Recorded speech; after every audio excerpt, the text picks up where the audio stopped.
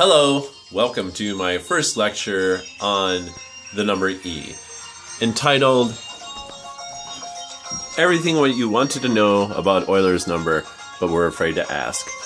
This is part one, but this is the fast version. I have a more meticulous version up in case this is too fast. But I'm going to try to get over this concept as quick as humanly possible. Okay? So this is called, the first part of this lecture is called compound interest and continual growth.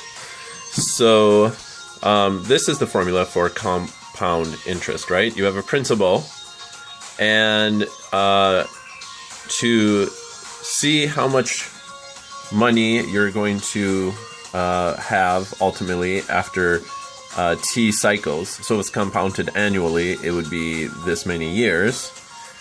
You would multiply p times 1 plus r to the power of t.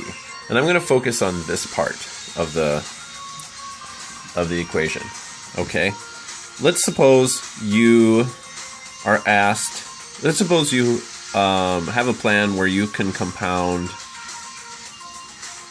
we're going to get 100% back after a cycle, like after 1 year. Okay? Then your rate would be 1, right? Okay? And then be compounded 1 time. And let's suppose that and this equals 2. And then let's suppose that you also, or you later have an opportunity to compound it 50% 2 times a year instead of 100% 1 times a year. Okay? Well then,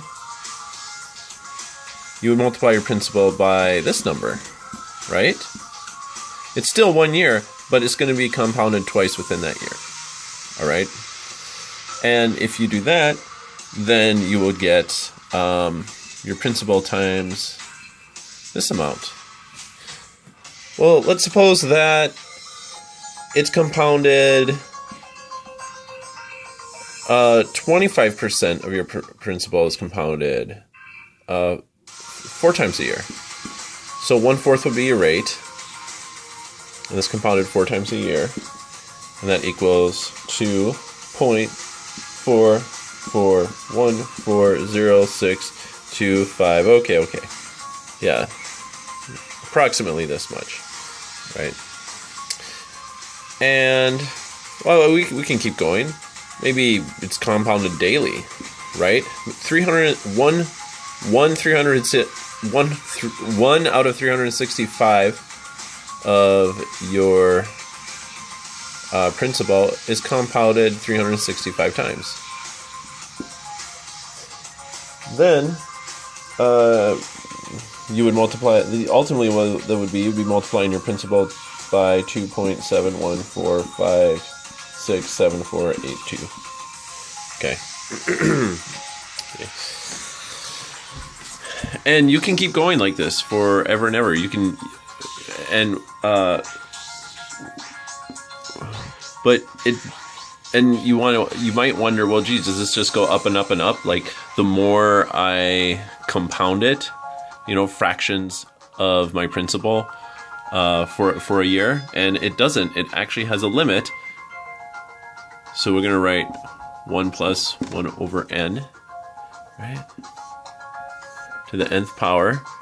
And the limit of this expression, as it goes to infinity, is none other than the number e, right? So that's the concept. That's a concept of continual growth. That is, that it's just always being compounded, always growing, every infiniteth of period of time. Okay, and that's why E comes up in a lot of formulas dealing with unlimited growth, like biology and things. So I'm gonna come up with one more little example. Well, what if it's not compounded 100%? What if it's compounded like maybe 50%? Because that's usually the situation, isn't it? Right? Okay. So let's say we're curious about what happens when our rate is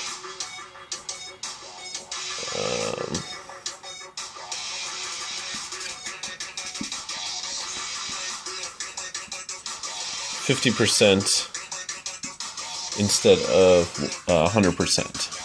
Okay. Okay. How would this number be different? Okay. Well, very quickly, just observe that. Let's see.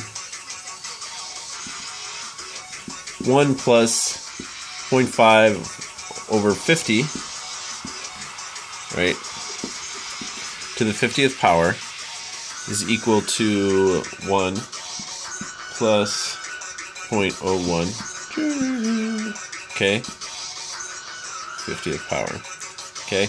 But remember, E is approximately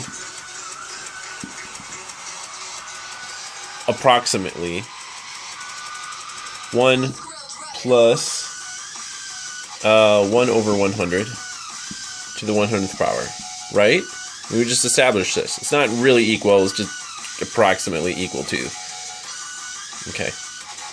So, we have this. So that means that, okay, but this, of course, is the same as 1 plus 0.01 to the 100th power. Okay. So, basically, this number, right? Here, I'll write it again to make the point.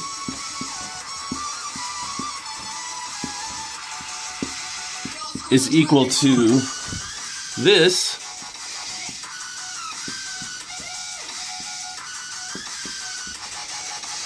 to the power of 1/2. So, and remember, this is approximately E, right?